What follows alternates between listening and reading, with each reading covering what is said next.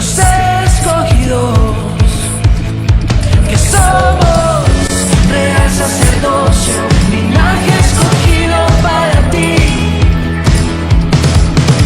la generación que no se inclina ante el mal, y que tu reino se establezca en esta tierra, y que tu gloria hoy descienda y nos envuelva, y que toda lengua, tribu y nación reconozcan que solo tú eres rey. Y aunque nos intenten silenciar, aún más alto vamos a cantar. Haremos historia y anunciaremos la luz admirable del que nos salvó, nos santificó, nos ha hecho suyos, y cantaremos, tu reino está aquí.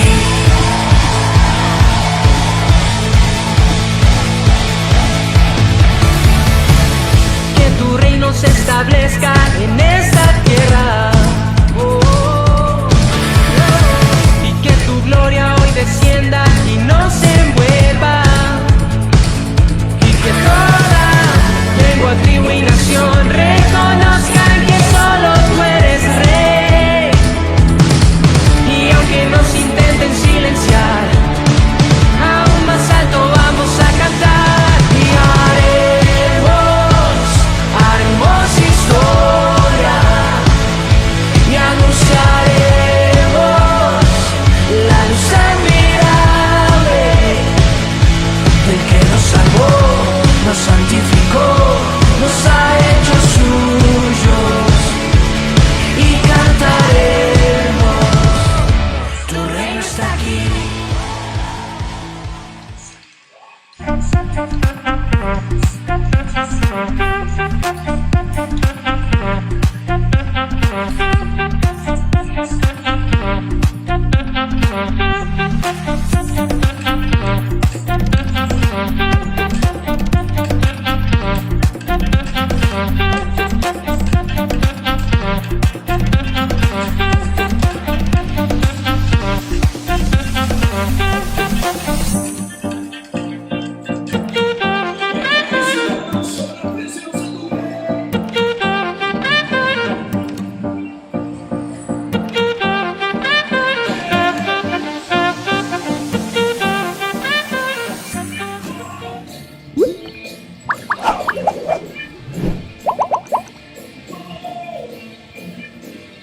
Amados hermanos, muy buenas noches. Soy Henry González, miembro de la Iglesia Cristiana Discípulos de Cristo en Ciudad Berna, en Bogotá, y para mí es un placer darles la bienvenida a este programa Junto a la Mesa, que en esta noche vamos a tratar un tema muy importante, pero muy pedagógico para nuestras vidas espirituales: disfrutando de una vida abundante, un tema que esperamos pueda ser de mucha edificación para sus vidas.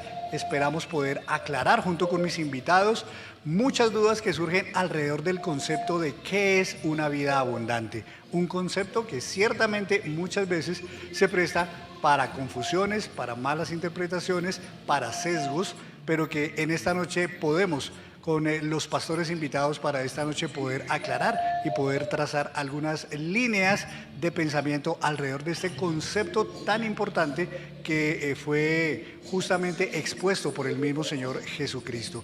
Por eso quiero primero que todo leer el pasaje que nos va a servir de punto de arranque para este tema, disfrutando de una vida abundante. Y en sus casas ustedes pueden seguirme abriendo la palabra en Juan capítulo 10, versículo 10. Y la palabra dice: el ladrón no viene sino para matar, para hurtar y destruir. Yo he venido para que tengan vida y para que la tengan en abundancia. Yo soy el buen pastor. El buen pastor su vida da por sus ovejas. Así que este es el texto que nos servirá para iniciar este debate, esta discusión, esta instrucción pastoral acerca de este tema tan importante. Quiero hacer, antes de ir a adorar al Señor con un canto y de presentar a los invitados, una oración para poner este programa y nuestras vidas en manos de Dios. Padre, en esta noche quiero darte muchas gracias porque tú estás con nosotros, porque tú cada día, Señor, estás cuidándonos, porque tú eres el buen pastor y porque tú, Señor, has buscado darnos lo mejor cada día. Has buscado, Señor, darnos un grado de bienestar que verdaderamente nos ayude a vivir una buena vida. Gracias, Señor, porque tus obras son perfectas, porque tus caminos y tus pensamientos son perfectos y tus pensamientos para nosotros son pensamientos de bien. Gracias, Señor, porque por medio de tu palabra podemos aprender y podemos entender de manera perfecta lo que tú tienes en el corazón y en la mente para nosotros. Por eso en esta noche yo quiero poner este programa, Señor, delante de ti. Que tú nos bendigas, que me bendigas a mí, pero también a mis invitados. Que pongas, Señor, tus ideas, tus conceptos en nuestros corazones, en nuestras mentes. Pero también te pido que bendigas a cada persona, a cada hermano, a cada hermana en su hogar, para que sea de buen recibo en sus corazones esta palabra, esta enseñanza. Te doy gracias, Señor, porque siempre podemos contar contigo y podemos contar con que lo que tú nos darás en nuestra vida siempre será lo mejor. En el nombre de Cristo Jesús, amén y amén. Adoremos entonces, mis hermanos, al Señor con este canto.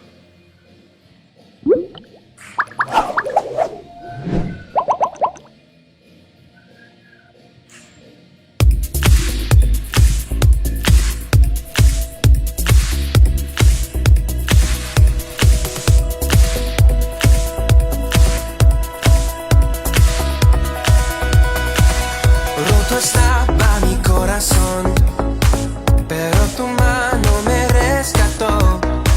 Del polvo yo volví a nacer. La salvación en ti encontré. Tu amor no puedo expresar. Te seguiré por la eternidad. En tu gracia caminaré. En libertad siempre viviré. Si en ti soy libre, sé exaltado, tu amor no se acaba.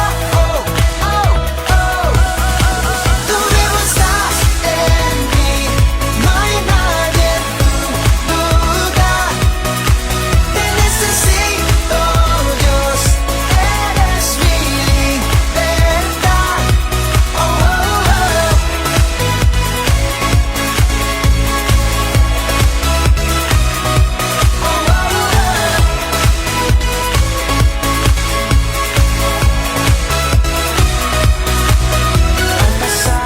Oscuridad, su luz siempre me guiará. Mis cadenas Jesús rompió, con su mano me rescató. Este mundo terminará, te seguiré hasta el final. Haz en mí, Dios, tu voluntad. Venga tu reino a este lugar. Si en ti soy libre, sé exaltado, tu amor no se acaba. Oh, oh, oh. Tú vivo estás en mí, no hay nadie en tu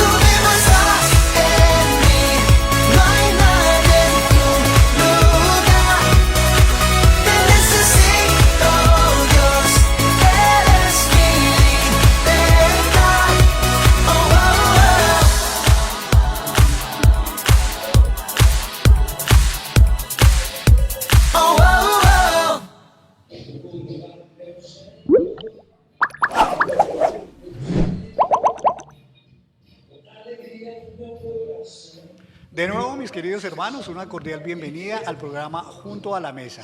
Disfrutando de una vida abundante, ese es el tema que vamos a tratar en esta noche. Ya leímos el texto que nos sirve de punto de arranque y ahora quiero presentarles a mis invitados. El pastor Elías Uricoechea, pastor rector de la Iglesia Cristiana Discípulos de Cristo en Ciudad Berna. Pastor, buenas noches, bienvenido. Muy buenas noches, Henry. Quiero darte gracias a nombre de toda la iglesia por conducir este programa que muchas personas me han dicho que es de mucha bendición junto a la mesa. Así que gracias por invitarnos a participar contigo de este edificante programa. Amén, me alegra que la gente también crea eso del programa porque esa es la intención.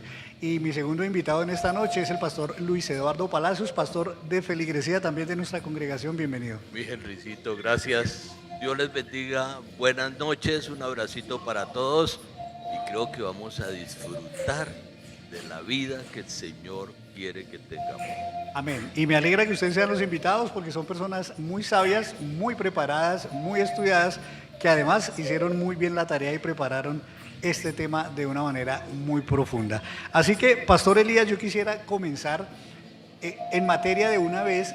El tema es vida abundante, pero antes de hablar de abundancia, yo quisiera hablar de qué es vida desde el punto de vista bíblico, desde el punto de vista espiritual, porque a veces entendemos vida de una manera muy superficial. En la Biblia, ¿qué se entiende por vida?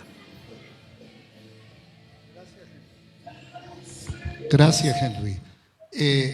Henry, fíjate que para poder entender la palabra vida, tenemos que remontarnos a los orígenes, a nuestro origen primigenio. Y cuando Dios creó al ser humano, varón y hembra, los creó, la palabra que aparece en el hebreo es la palabra hoy, que quiere decir sencillamente ser viviente, porque cuando dice que Dios sopló en él, el hombre fue un ser viviente. Usted sabe que el hebreo es un lenguaje que no tiene un extenso vocabulario como por ejemplo el español, pero de todas maneras es rico desde sus orígenes por su contenido. Sin embargo, esa palabra hoy se fue desarrollando y posteriormente la palabra vida se complementó y ya en el hebreo desarrollado es hoyim, que quiere decir vida y felicidad. Fíjese que al comienzo es sencillamente hoy, que significa ser viviente, pero hoyim quiere decir vida y felicidad. Y es interesante que aún esa palabra la toman los hebreos y en combinación con el griego hay un personaje interesante en el Nuevo Testamento que se le colocó el nombre Jairo, y la palabra Jairo en su desarrollo lo que significa es feliz, eso del hebreo. Es decir, que no solamente Dios creó a un ser que respiraba, sino que en él hubo espíritu y la intención de Dios era que fuera un hombre, una mujer feliz. Pero luego del latín, el latín, la palabra que utiliza para vida es vita.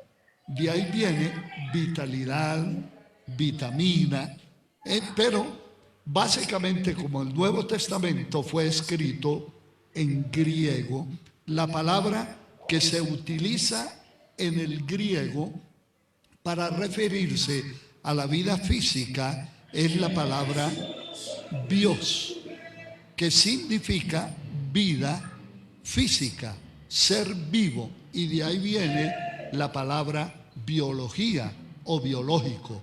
Es decir, que de alguna manera la vida biológica tiene que ver desde el Génesis con ese aliento de vida. Pero mire, aquí hay un misterio teológico, porque en el proceso de concepción, y ha habido mucha discusión que se toque el tema del aborto, cuándo es que realmente es un ser humano a las cuantas semanas, fíjense que del mismo momento de la concepción hay ese Dios, esa vida. Pero yo digo, hay un milagro porque ni el hombre ni la mujer pueden transmitir el espíritu. Es Dios, porque el espíritu proviene de Dios, y en el acto de la concepción, y dijo aquí un teólogo en este púlpito, que nosotros en ese proceso, Dios nos daba esa bendición de ser co-creadores, porque Él es el creador, pero cuando se une el óvulo y el espermatozoide y que se genera el bios, Dios coloca el zoe, que es el espíritu, la vida espiritual. Es por eso que somos diferentes del reino animal, que tiene bios, pero no tiene zoe. Y en ese sentido, Dios nos regala el espíritu, la vida y la felicidad desde el mismo instante de la concepción.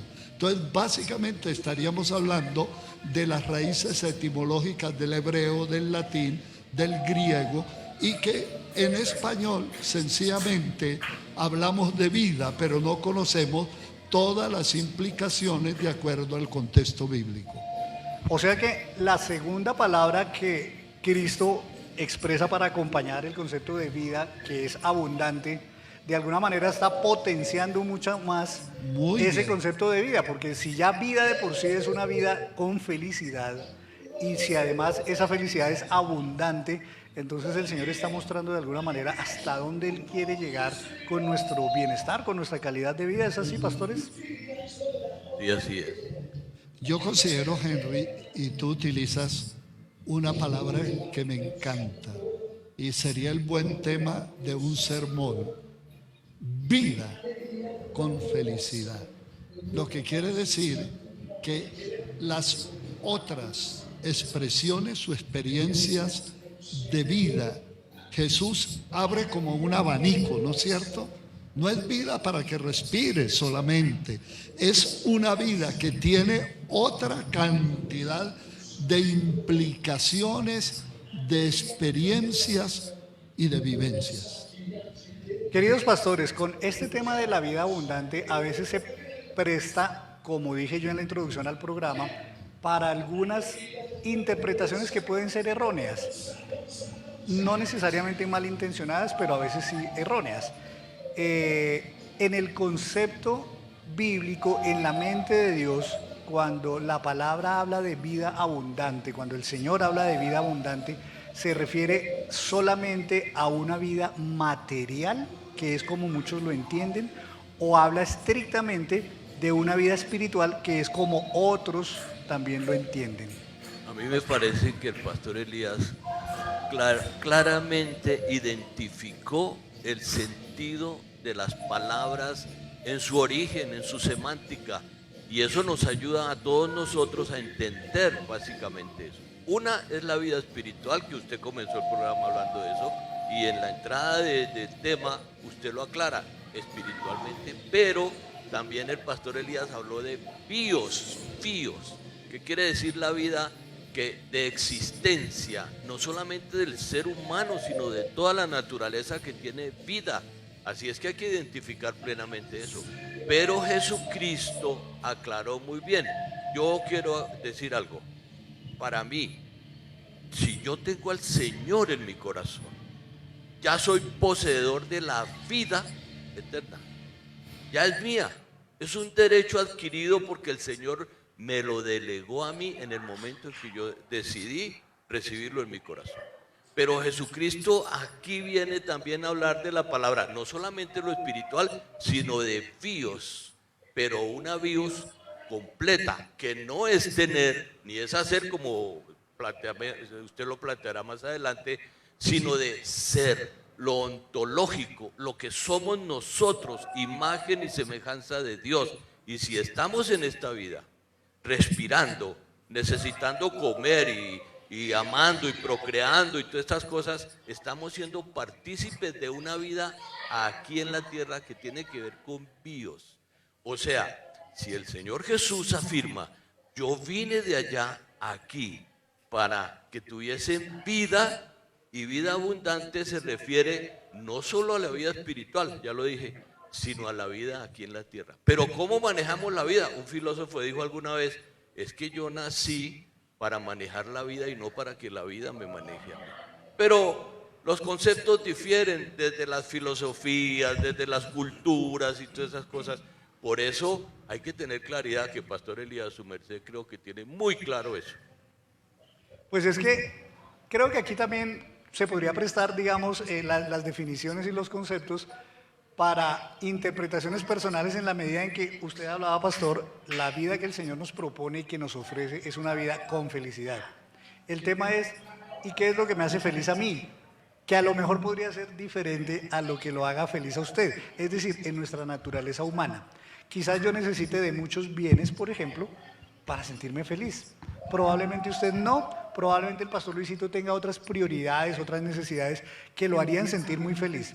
Entonces, ahora desmenucemos un poquito. Cuando el Señor nos habla de una vida feliz, de una vida abundante, de una vida con felicidad, una vida completa, ¿a qué Él se está refiriendo? Porque en mi concepto puedo estar equivocado de qué es lo que me hace feliz. Pero perdone, Pastor Elías, y hay que aclarar, Jesús no dijo yo vine para que tuvieran una vida feliz. Yo vine para que tengan vida en abundancia, que son cosas diferentes. Por eso yo hablé de diferentes culturas, diferentes pensamientos, lo que su merced acaba de decir. La expectativa de lo que me hace feliz a mí en la vida es diferente a la de otra persona. De acuerdo. Pero creo que en el concepto Sí. usted mencionaba Perfecto. que viene acompañado de felicidad. Sí, de lo que abundancia. pasa es que son términos que están relacionados. Vida abundante está relacionado con la felicidad. Y yo creo que podríamos también tener un programa para hablar solo de la felicidad. Pero fíjate, Henry, que para que el texto no nos quede cojo, cojámoslo todo. Desde antes, el ladrón ha venido para matar, robar y destruir. Yo he venido para que tengan vida y la vida en abundancia. Yo decía en una conversación previa que es interesante la teología juanina, es decir, el Evangelio de Juan, porque es en el Evangelio de Juan donde más se toca el concepto vida. Desde el primer capítulo dice, en él estaba la vida y la vida era la luz de los hombres.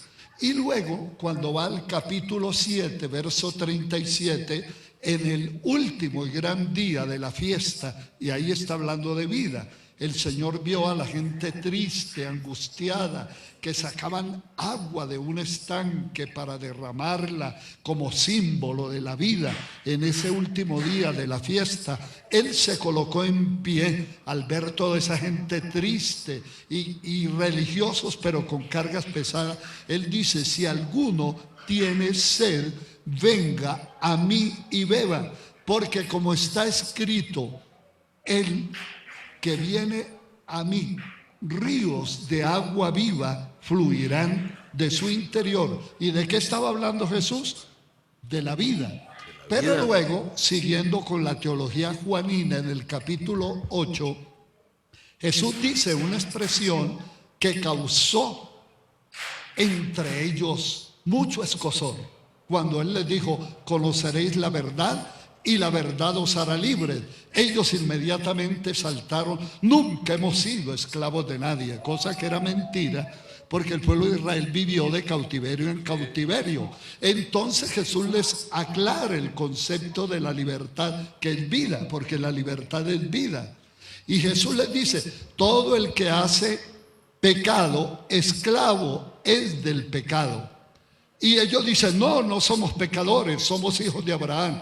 Entonces Jesús dice, ustedes, si fueran hijos de Abraham, entenderían mis palabras. Ustedes son hijos de vuestro padre el diablo, porque el diablo peca desde el principio. Pero para esto apareció el Hijo de Dios, para deshacer las obras del diablo.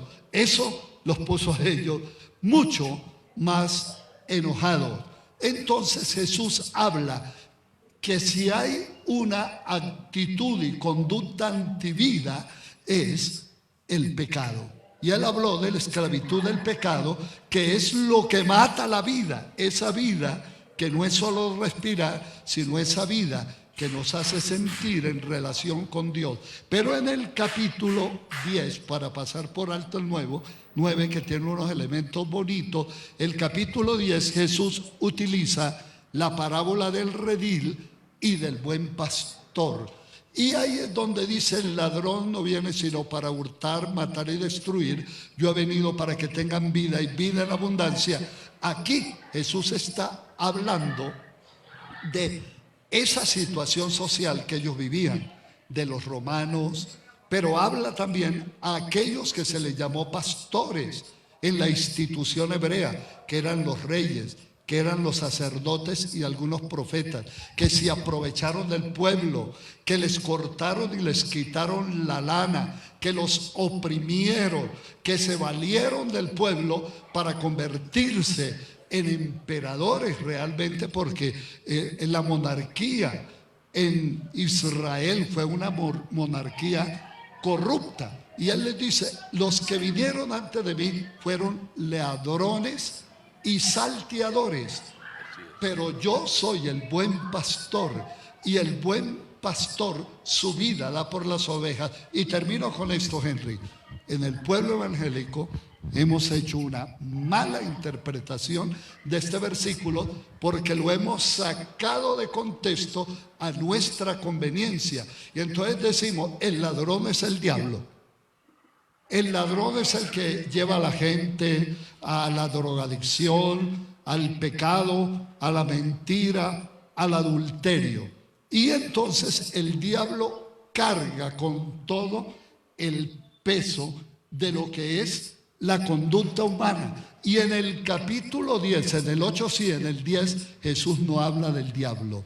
Jesús está hablando de la conducta humana que roba al ser humano esa vida con felicidad.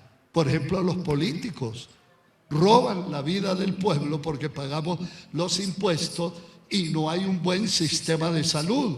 No hay pan para todos. ¿Por qué? Porque ellos se hacen de millonadas y se van a vivir en paraísos fiscales para disfrutar, como pasó hace poco con uno que era candidato a la presidencia. Fíjate, así que el diablo aquí no es el personaje central como algunos lo quieren poner. Aquí es el ser humano en su pecado, en su avaricia, en su alejamiento de Dios, que se aprovecha de la posición que tiene para robarle al otro la felicidad, porque la felicidad es integral. En nuestra naturaleza humana, Pastor Luisito, de todas maneras es inevitable que nosotros creamos que la vida abundante incluye lo material.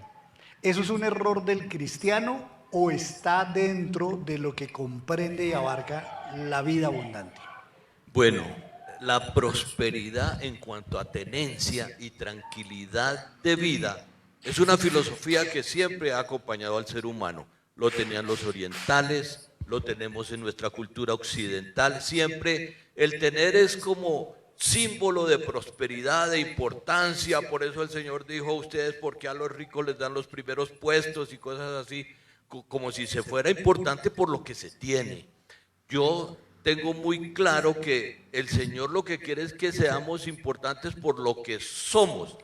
Y la verdad, Él dice en su palabra que Él bendice la obra de nuestras manos. ¿Qué significa eso?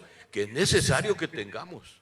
Debemos poseer algo para sobrevivir y vivir mejor que sobreviviendo. Entonces, si Él bendice no es el fruto de nuestro trabajo, quiere decir que ese es un proyecto divino también. Pero no quiere decir que si no se tiene, no se puede tener vida abundante. Es mi concepto, ¿no, pastor? Claro. Se puede tener. Les voy a contar una historia chiquitica. Es oriental y tiene por ahí como unos 1500 años. Un rey vivía muy triste Y él se preocupaba tanto que mandó a sus súbditos por el mundo a caminar por todas partes para que encontraran un hombre feliz. Y eso lo hicieron y demoraron 1 o 2 años buscando por todas partes y no encontraban un hombre feliz. Hasta que llegó uno de los súbditos de ese rey que estaba más triste cada día y por allá en un bosque oyó que alguien silbaba y cantaba unas tonadas muy alegres. Y va y le dice, oiga, mi rey me manda a decir que busque una persona feliz para que me venda su camisa, porque el rey cree que poniéndose la camisa de un hombre feliz, él puede ser feliz. Y el labriego aquel le dice al súbdito del rey, camisa, pero es que yo no tengo camisa. Y era feliz. O sea, eso es oriental, es un cuento oriental que tiene mucha profundidad. De todas formas, nosotros no podemos pensar en que somos felices o tenemos buena vida por lo que tenemos o por lo que hacemos, sino por lo que somos, imagen y semejanza de Dios. Pero la prosperidad económica es una promesa del Señor para aquellos que trabajamos. O sea que no van en contra la una cosa de la otra. El problema es cuando yo anhelo tener y tener y tener, creyendo que ahí está mi felicidad o mi buena vida, y dejo a Dios de lado, a mis semejantes los dejo de lado. Sí, y creo que Jesús también fue muy claro cuando decía que la vida del hombre no consiste en los bienes terrenales que posea, y también incluso hizo una parábola con el hombre que acumulaba y acumulaba y quería construir graneros más grandes cada vez porque ya no le cabía tanto, y al final pues fue una necedad porque pues se murió y nada se llevó, ¿no? Y me parece que lo que dijo el Señor va con el cuento que les narré. Alguien le dice, Señor, llévame a tu casa, yo quiero ver dónde moras. Y el Señor le dice, pues que yo ni siquiera tengo dónde poner mi cabeza. Y era feliz. Pero mire que yo quisiera tocar justamente ese punto que acaba de mencionar el pastor Luisito. No tengo ni siquiera dónde recostar mi cabeza. Hay gente que cree que, bueno, si la vida abundante es más espiritual, entonces desechemos todo lo terrenal. Incluso al amparo de esa filosofía, hubo en el pasado, no sé si todavía exista, gente que se iba a vivir a cuevas en el desierto, que se iba a vivir a monasterios con votos de pobreza y que despreciaban de alguna manera todo lo material. Todavía lo hay, Henry. Hay un país en el norte de Europa, a orillas del Mar Negro, que se llama Athos. En ese país todos son monjes ascetas. Hay que buscar ahí en el Google sobre ese país y verá lo que nos dice. Hoy en día hay gente así todavía.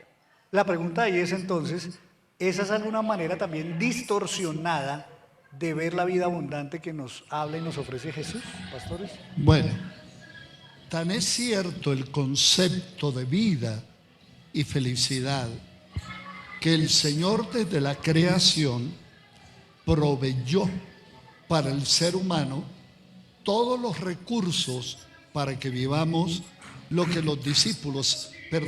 los hebreos mencionaron mucho. Ya es el concepto de paz, por supuesto. Es lo que ellos llaman el shalom de Dios, que tiene que ver con el Zoé del Nuevo Testamento. El shalom de Dios es un estado de bienestar, pero es un estado de bienestar que comienza con el Shema. Y el Shema tiene que ver con honrar a Dios, porque la felicidad, Dios es la fuente de la vida, pero es la fuente del gozo y es la fuente de la plenitud de vida. Entonces los judíos entienden que esa vida plena comienza con Dios, pero por otro lado también está la promesa de vivir en una tierra buena que fluya leche y miel, la tierra prometida. Y Dios le promete desde Abraham que Él lo va a bendecir a él, a su descendencia y a todas las naciones. Nos provee unos recursos abundantes en la naturaleza, en el aire, aún hasta en las ondas.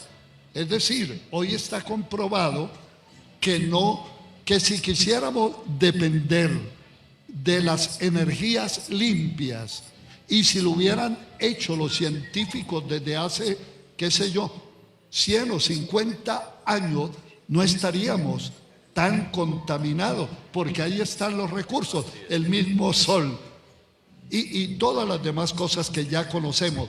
¿Qué quiere decir? Que la vida plena comienza con Dios y Dios nos ha dado los recursos. Y por eso me impacta Jesús. Porque si bien es cierto, Él dijo, vengan y vean donde vivo. Él vivía de posada, pero era que la misión de Jesús era única. La misión de Jesús era morir en la cruz y su vida fue muy corta y ni siquiera se casó porque tenía el propósito de salvarnos. Pero acordémonos que Jesús denunció la injusticia, denunció el estamento religioso como cueva de ladrones, denunció a los reyes y le dijo a Herodes, díganle a esa zorra que hoy y mañana hago milagros y al tercer día resucitaré. Y él se dejó acompañar de los más miserables, como tú predicaste un día, de los que olían feo, de los leprosos, de prostitutas, de gente pobre, y sintió tanta compasión de la gente por su infelicidad, que dice la Biblia que dio de comer a más de 5,000 personas, sin contar las mujeres y los niños, pero les aclaró, trabajad no por lo que perece, sino por lo que a vida eterna permanece. Y utilizó una metáfora que completa tu pregunta cuando él dice, yo soy el pan de vida. Y es el mismo concepto que le dice a Satanás en el desierto, no solo de pan vive el hombre, sino de toda palabra que sale de la boca de Dios. Fíjense cómo la relación de Dios y participar del pan de vida se combina con el derecho al trabajo, con el sueldo o el salario digno, con una vida de familia llena de la bendición de Dios. Pero termino con esto, Henry, que el tema es muy emocionante. Sí, combino con esto.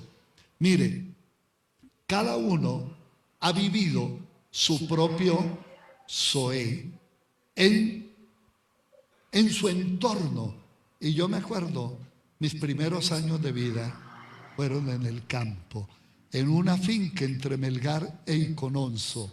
Y yo me acuerdo que allá en la montaña, que le llamamos el Cerro de la Gloria, había un bosque muy bonito y habían hasta micos y jugaban.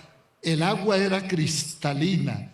Y yo me acuerdo viendo en esa agua los pececillos nadar, y corríamos y jugábamos, cogíamos frutas de los árboles y durábamos hasta las 9 de la noche porque mi tío era un cuentero, nos contaba cuentos hasta de terror, hasta que ya nos daba ganas de ir a la cama.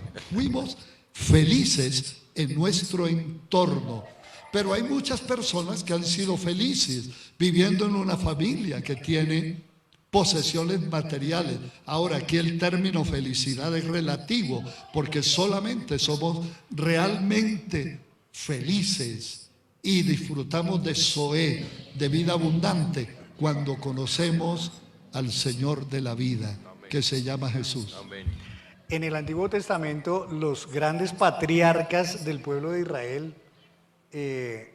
tenían muchos bienes, vida realmente próspera, digamos, tanto que, por ejemplo, en algunos casos de Abraham, por ejemplo, dice que los ganados no cabían dentro de la tierra que tenían y tenían que dividirse la tierra porque pues ya era demasiado para un pequeño pedazo de tierra. Entonces la pregunta es, ¿ese debería ser el estándar de vida abundante? Es decir, uno debería pensar como cristiano que es legítimo que yo quiera y busque que Dios me dé tantos bienes como les dio a esos hombres de la antigüedad que eran creyentes también en el Señor, o es también una idea desproporcionada, digamos, para un cristiano en el siglo XXI. Bueno, yo tengo 71 años, jamás he pensado así, jamás. No quiero ser arrogante ni que empiecen mal de mí, pero yo no tengo apego a las cosas materiales. Ha sido desprendido. He sido desprendido. Entonces, yo nunca he pensado que en tener. pero sí considero que lo que dice el pastor Elías acerca de que Dios proveyó la forma de que nosotros vivamos y vivamos bien, eso es muy relativo también, pues que de todas formas busquemos hacerlo. Porque yo tengo que esforzarme también por mi vestido, por mi comida, por mi familia, por la educación de mis hijos, por compartir con otros. Pero mire, Henry, sí, algunos personajes de la Biblia fueron supremamente prósperos, pero pensemos en esto, ¿Abraham cuántos esclavos tenía? ¿200 o 300? ¿Se acuerdan cuando fue a pelear con los otros reyes? Llevaba como 300 hombres de armas. Ellos sí tenían que comer, eran felices con su patrón, pero no tenían, nada era de ellos. O sea que los que tenían tanta prosperidad están como un ejemplo de bendición de Dios, pero los que dependían de Él también deben ser ejemplo de bendición para nosotros porque estaban viviendo bien, porque su patrón tenía dinero. Fíjate, Henry, que esta pregunta es muy importante porque partimos de Dios y desde luego que Dios en la intervención del llamado a Abraham, fíjense que Dios mira la realidad que hay en el mundo de Mesopotamia, los sumerios y luego todos esos otros pueblos, es decir, que ya hay una cultura, ya hay unas creencias. Y por ejemplo, la esclavitud era una de las cosas que esos pueblos que eran guerreros habían logrado: tierras, posesiones y riqueza, dominio. Entonces, Dios, ¿qué hace? ¿Desbaratar esos pueblos? No, da unas leyes. Y fíjense que la ley mosaica, tú un día lo mencionaste, son leyes justas, porque inclusive cuando cultivaban la tierra, no podían recoger todas las gavillas, sino que de lo que iba quedando, los pobres iban detrás recogiendo. Y hay unas leyes específicamente para ayudar a la gente pobre.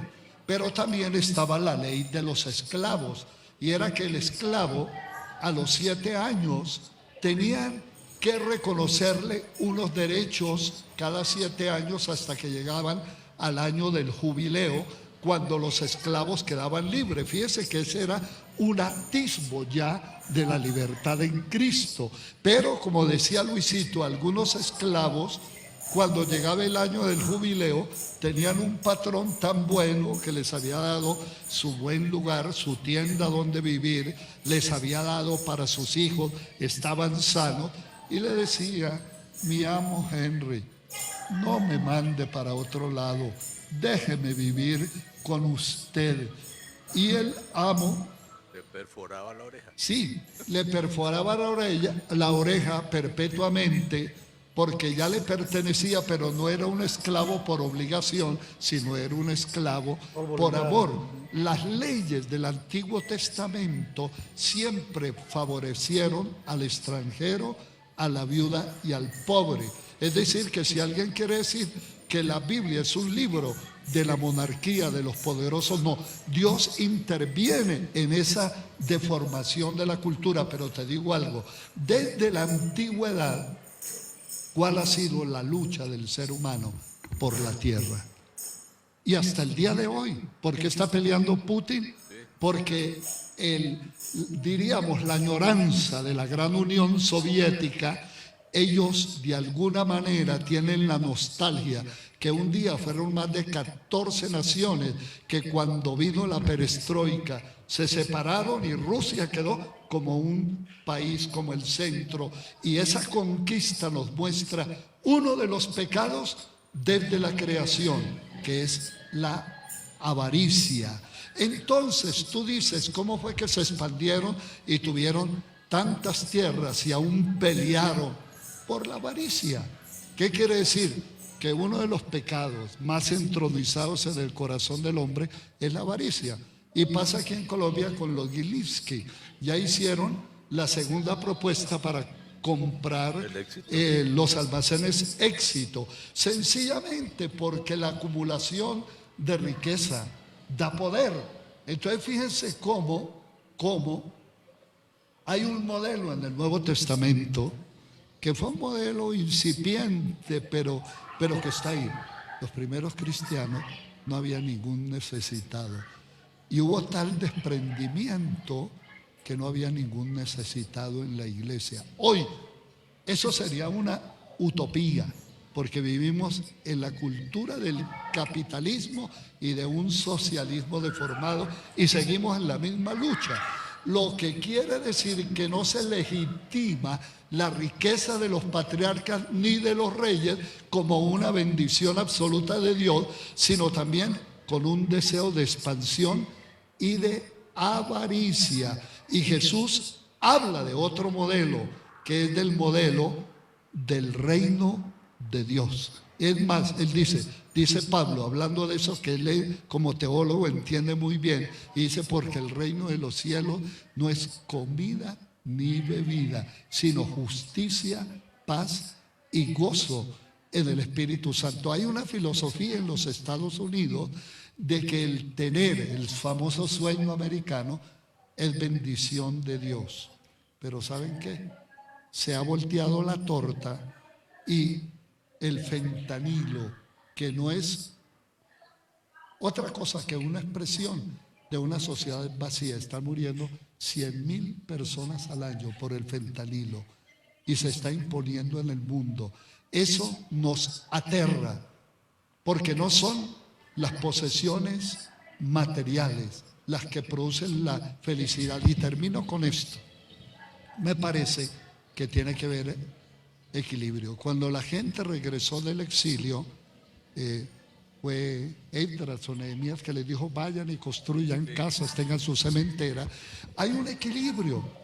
Tener una casita, hacer aportes para una pensión, darle educación a los hijos, pues realmente me parece que es legítimo, porque también tenemos que hacer provisión para la vejez.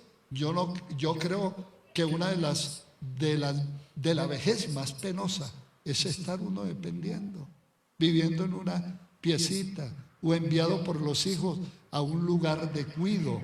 La vida se vuelve miserable porque la soledad consume el alma. Entonces, la Biblia establece también equilibrio. Y justamente, pastores, señor. Permítame. Sí, claro.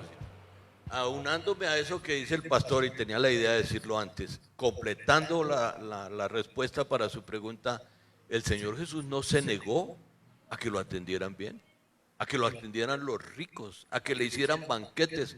No se negó. Él era humilde y sí, como dijimos antes, no tenía dónde reposar su cabeza, pero no se negó a eso. Tenía la casa de Betania donde sus amigos... Sí, pero él dijo que... Sí, vivía de posada, sí, pero tenía amigos. Y no se negó a que le hicieran, no se negó. a que le hicieran halagos, atenciones, pero sí en ese mismo evento donde lo atendieron muy bien, Simón el leproso, él dijo, no sean tan mezquinos.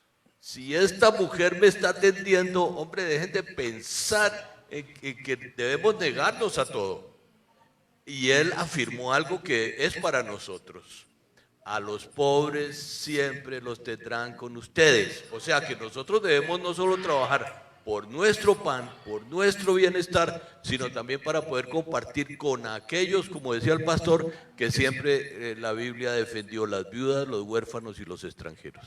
Bueno, y si a eso vamos, pastor Luisito, yo complemento con otra cosa. ¿Qué tal el perfume con el que enjugaron los cabellos de Jesús? ¿Un año de salario? Valía un año de salario, que no es más ni menos que un perfume que hoy valga por lo menos 12 millones de pesos, 13, 14 millones de pesos, y se lo derramaron completico sobre sus cabellos. O sea, ¿quién hoy día pensaría en derramarse un perfume? Hasta el frasco era fino, mano, porque era de una piedra finísima. Finísima. Estoy de acuerdo, y mire que una de mis preguntas justamente apuntaba al tema de los pobres. Porque si somos sensatos, uno dice, bueno, vivir en mucha prosperidad, pues qué bueno, uno sentiría perfectamente que eso es vida abundante. El pastor mencionaba como los mínimos, el tener una casita, el tener para los alimentos, el tener una provisión básica, por lo menos uno podría decir, me siento de todas maneras en abundancia, porque Pablo mismo decía que hay que vivir en contentamiento, bien sea en abundancia o bien sea también en escasez. Pero también usted mismo mencionaba la palabra miserable, Pastor Elías, y ahí es mi pregunta. ¿Cómo puede una persona o una familia que vive siendo creyente incluso, siendo cristianos, a veces en una condición tan extrema de necesidad, sentirse en una vida abundante? Porque creo que ahí es donde uno empieza a cuestionar el concepto de vida abundancia. Fíjate, Henry, que todos nosotros tenemos una historia. Por ejemplo, muchos de los colombianos son víctimas del desplazamiento, son víctimas del divorcio de sus padres, son víctimas de un abuso. Y muchos de ellos conocen al Señor en sus postrimerías. Yo acabé mi matrimonio, han llegado muchos a la iglesia diciendo por el alcohol. Un hombre lloraba en la oficina y me decía: pastor, yo tuve 5 hijos en 3 mujeres y hoy día ninguno de mis hijos me voltea a mirar, pero yo me echo la culpa porque yo no proveí para ellos. Entonces, tenemos que ver que cada uno de nosotros vivimos en nuestra historia y en nuestra circunstancia vinimos al Señor, y que la vida no se reconstruye por arte de magia, ni se reconstruye en un momento, y de alguna manera hay una ley que se llama la ley de la siembra y de la cosecha. Y dice Pablo: no os engañéis, todo lo que el hombre sembrare, eso también segará. Y sencillamente el pecado, las malas decisiones dejan unas huellas en la vida. En la iglesia que pastoreamos hay muchas mujeres solas.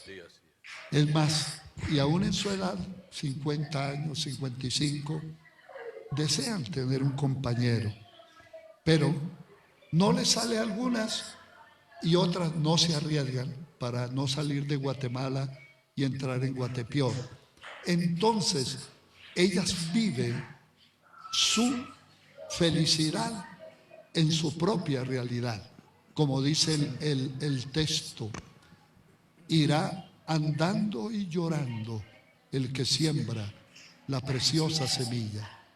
Y hemos sido testigos en la televisión de reencuentros de familias que por años no se veían, niños adoptivos que vinieron de Europa y vienen a ver a sus padres que son pobres.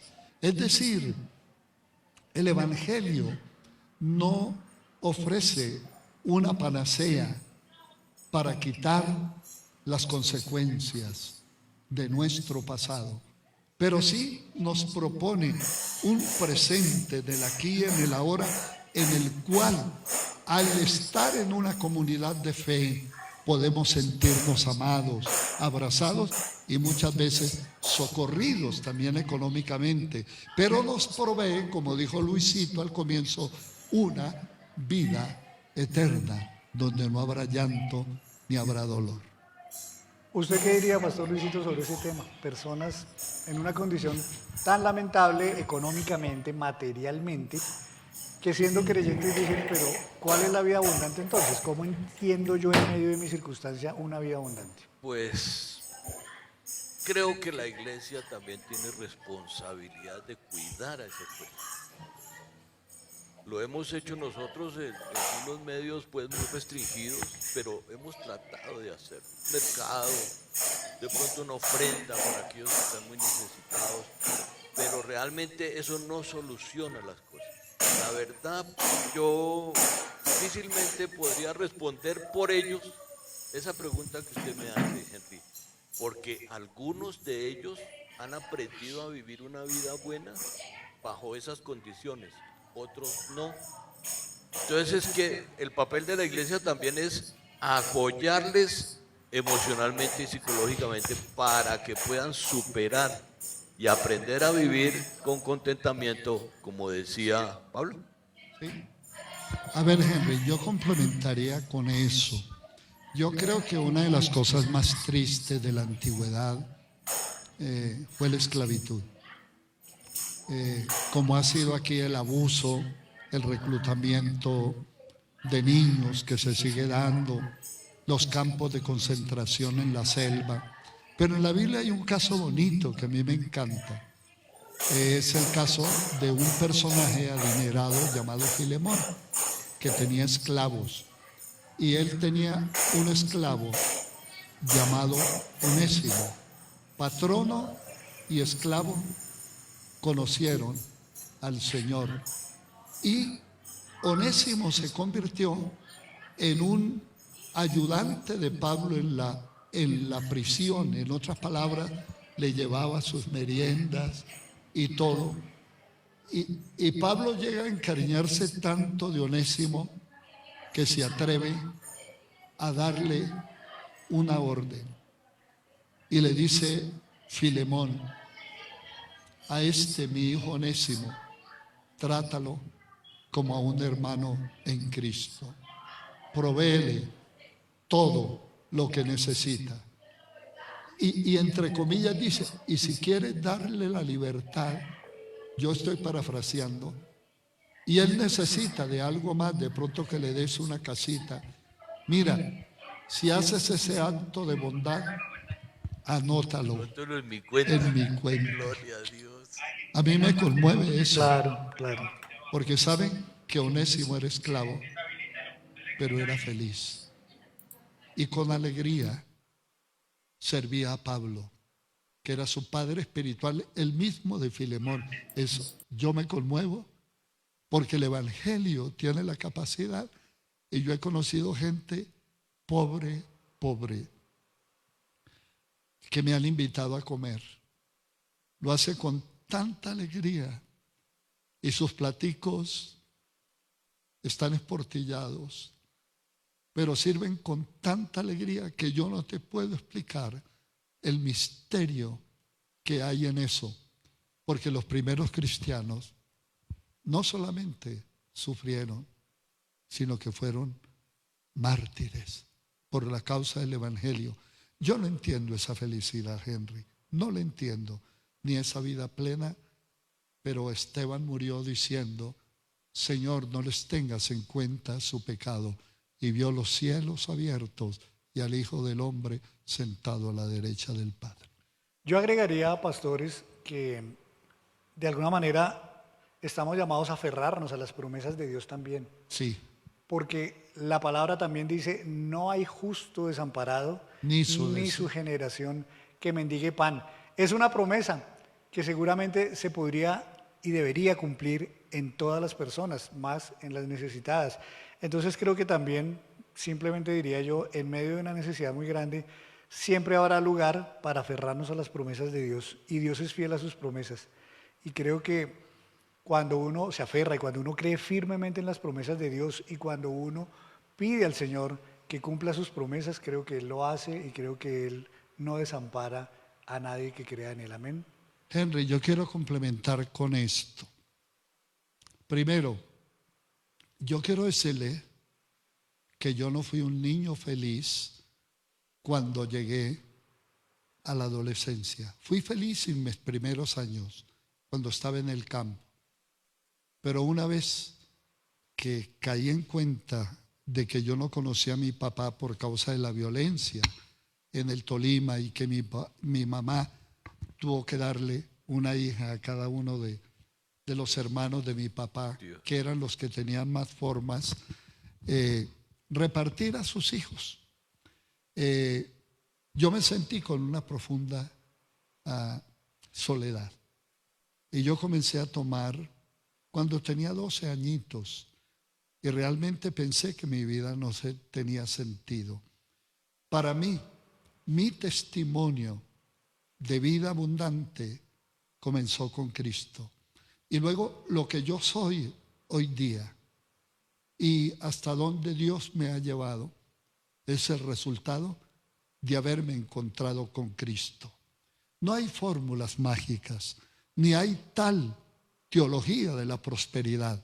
A mí me parece que la teología de la prosperidad es un abuso para las personas que ven la prosperidad material como la bendición total de Dios a un precio muy alto, porque se venden ilusiones y se le invita a la gente a pactar y a sembrar cuando ese no es el mensaje central del Evangelio. La Biblia es clara al presentarnos un mensaje central que es Cristo, que en la medida de la obediencia, pero de una buena administración de vida, porque hay muchos cristianos que no administran bien su vida y siguen llevando las costumbres antiguas. Y yo considero que sí hay promesas en la Biblia, pero la Biblia me manda que yo sea juicioso, que sea marido de una sola mujer, que tenga buena relación con mis hijos, que pueda levantar mi frente con honestidad para ver que el Evangelio se ha hecho efecto en mí. Yo con dinero no puedo solucionar mis problemas económicos, y la prosperidad, de nuevo, es integral. Y termino mencionando la tercera de Juan.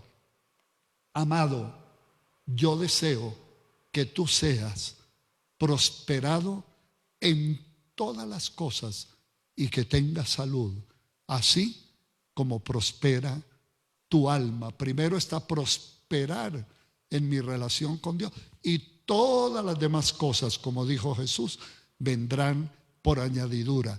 Pero no idolatramos la riqueza, ni hacemos virtuosa la pobreza. Hablamos de la teología franciscana, que era el despojo de todos los bienes y andar descalzo para agradar a Dios. No, Dios también está interesado en tu dignidad, que vivas una vida justa, pero que no pongas tu corazón en la prosperidad económica, en las riquezas. Henricito, Señor. déjeme decir algo para terminar yo lo que quiero decir. Hay una riqueza tan excepcional en la sonrisa de su hijito. La primera risa cuando su bebé nació, eso no tiene precio. Hay una riqueza tan impresionante cuando su cónyuge declara el amor que tiene por usted, que eso no es comparado con nada material.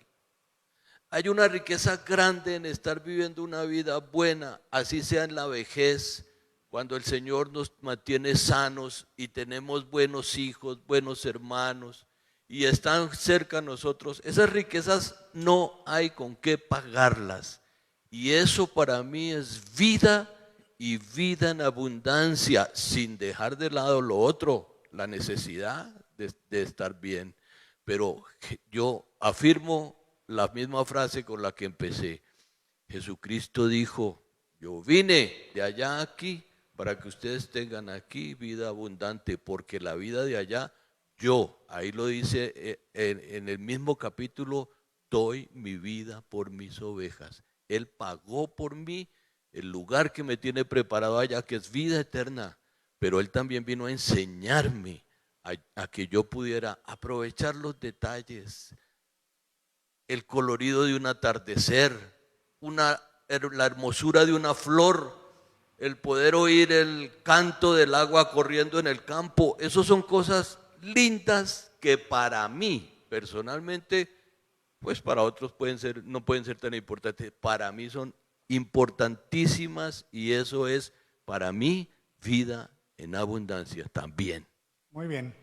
Creo que hemos llegado, queridos pastores, al final. Vamos a hacer como una especie de conclusión cada uno, y me tomo el atrevimiento de empezar con lo que yo, digamos, resumiría este tema, y es lo siguiente. Para mí, en lo personal, es muy diciente el hecho de que después de que nosotros morimos sobre esta tierra, no nos llevamos nada material. En cambio, sí nos llevamos todo lo que hayamos vivido, todas las experiencias con nuestro Señor, todo lo que hayamos disfrutado.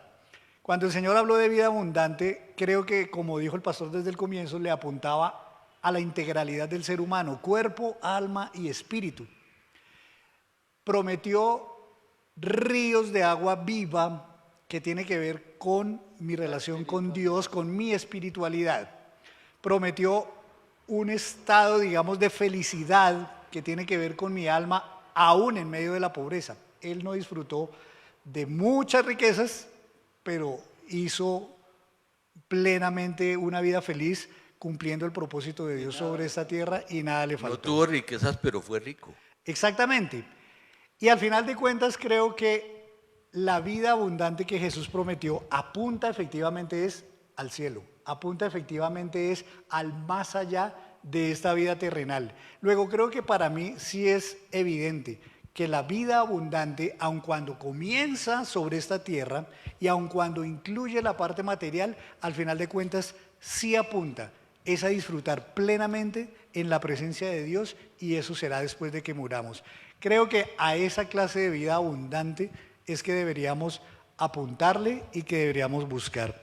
Por eso ahora, en la conclusión que ustedes, pastores, hagan, me gustaría que incluyeran algunos tips, digámoslo así, algunas recomendaciones ya pastorales, educativas para las personas, para los hermanos, en cómo tener esa vida balanceada entre ciertamente lo material, pero también lo espiritual. ¿Cómo podemos alcanzar y sentir que sí estamos viviendo una vida abundante dentro del concepto bíblico y dentro del concepto que Jesús nos quiso dar a entender? Si quiere, Pastor Luisito, comencemos con usted. Pues yo había hecho mi cierre anticipado. Ok. Cuando yo dije esas cosas de mi persona acerca de lo que considero, pero también quiero traer a colación la historia de un hombre muy rico en el Antiguo Testamento, pero era un mezquino de miedo que murió mal. La señora de él, Abigail, usó su riqueza, la de su marido, para poder alimentar al rey David y a su ejército. Pero ese tipo tenía todo lo material, pero no tenía vida buena. El señor Naval, que su nombre hacía honor a lo que él era. Sí, señor. Bueno, yo termino como terminó Jesús. Estas cosas habló Jesús y levantando los ojos al cielo dijo: Padre, la hora ha llegado, la vida eterna de la que tú hablaste. Glorifica a tu Hijo para que también tu Hijo te glorifique a ti. Porque esta es la vida eterna, que te conozcan a ti, al único Dios verdadero, y a Jesucristo a quien has enviado. Yo te he glorificado en la tierra, he acabado la obra que me diste que hiciere. Ahora, Padre, yo vuelvo a ti, glorifícame al lado tuyo con aquella gloria que tuve antes de que el mundo fue vida abundante. Porque al final Amén, nada sí. nos vamos a llevar, Sí. pero volver al lado de su Padre era haber cumplido la misión. 5 tips rapidito. ¿Quieres tener vida abundante? Siempre glorifique a Dios. Número 2, en tiempo de vacas gordas, no se las coma todas, para cuando lleguen las flacas, usted pueda tener provisión para el futuro. Número 3, seamos generosos con el más necesitado. Número 4, aprendamos, además de la profesión que tenemos, algún arte. Los judíos nunca se vararon en la vida, porque todo judío sabe un arte, sabe trabajar el cuero, sabe trabajar el pan, son muy fuertes en las finanzas. Esa gente es creativa. Mucha gente dice: no sé hacer nada, póngame a hacer usted lo que quiera. Eso es muy triste. Podemos aprender un arte. Antes de que yo fuera pastor, me gustaban las ventas. Y me acuerdo que cuando era muy jovencito, a los 21 años, ya en Nueva York, yo predicaba el Evangelio. Y por las tardes, con un paisa que me ofreció trabajo 4 horas, allá en la 34, en Manhattan, yo vendía aguacates, naranjas y bananos, y me pagaban esas 4 horas y salía a predicar. Así que tener un arte es una virtud para que también tengamos vida abundante. Y por último, practiquemos el ahorro. Amén. Muy bien. Pues mis queridos hermanos, creo que ha sido un tema bastante interesante. Creo que ha sido un tema que es muy cercano a nosotros porque es un versículo sobre el cual se predica mucho, ¿no? La vida abundante y todo esto, pero que a veces no lo entendemos bien, que a veces no lo interpretamos adecuadamente y que incluso a veces nos podemos enredar en la vida espiritual porque cuando se malentiende, entonces eso genera una carga sobre uno porque uno dice, ¿por qué no tengo vida abundante? Y es porque tal vez estamos malentendiendo a qué se refiere el Señor Jesús con vida abundante. Así que bueno, esperamos que haya sido de edificación para cada uno de ustedes, un tema sobre el cual uno puede incluso compartir luego y ampliar conceptos y afirmar conceptos en familia. Así que pues los invitamos a que hagan eso, que también lo hablen en familia y puedan ustedes sacar como sus propias conclusiones alrededor de todo esto. Yo quisiera pedirle al pastor Luisito que haga una oración final para despedir el programa y para que el Señor pueda afianzar estos conceptos en nuestras vidas, en nuestros corazones. Pastor Elías, ¿me decía? Queremos dar gracias al pastor Iván por ayudarnos allá en cabina para esta grabación. Amén. Muchas gracias. Pastor Luisito. Padre, gracias, porque has provisto inteligencia y sabiduría a cada ser humano para poder laborar y vivir de acuerdo a su necesidad con lo que saben hacer, el arte, la profesión, Señor, porque la promesa tuya está vigente y siempre lo será. Tú bendices la obra de nuestras manos. Lo que hagamos, Señor, para llevar el pan a nuestra mesa, siempre es bendito por ti, Señor. Y bendecirás todo nuestra alacena, nuestra necesidad, nuestro pan. Tú proveerás, porque somos más importantes que las aves del cielo y que las flores del campo.